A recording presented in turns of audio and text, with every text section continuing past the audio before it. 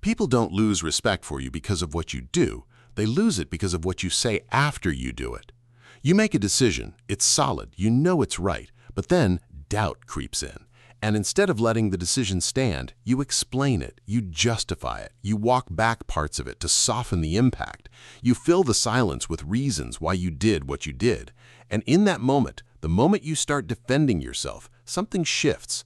The person listening stops seeing someone who acts with conviction. They see someone who needs validation, someone unsure, someone seeking approval. That's where respect dies. Not in the action itself, but in the desperate attempt to control how the action is perceived. But here's what most people miss. Respect isn't built on agreement, it's built on certainty. When someone acts and then immediately explains, defends, or apologizes for their action, they signal one thing clearly: they're not sure about themselves. The Stoics understood this. Marcus Aurelius didn't write his meditations to convince others, he wrote for clarity. The difference matters. One is about managing perception, the other is about living with conviction. When you stop needing others to understand you, something changes. You're no longer reacting to their potential judgment, you're acting from principle. And people sense that difference immediately. They don't consciously analyze it, but they feel it. And that feeling is respect. Here's what actually happens when you over-explain. Your brain registers a potential gap. Someone might misunderstand, someone might judge, so you move to close that gap immediately. You talk, you clarify, you provide context, you soften your position.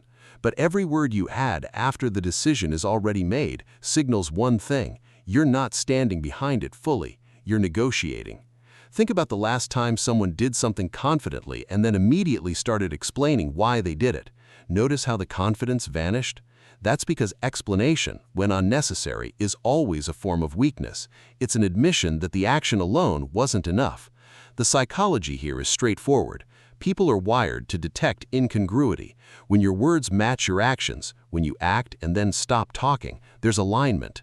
That alignment creates credibility.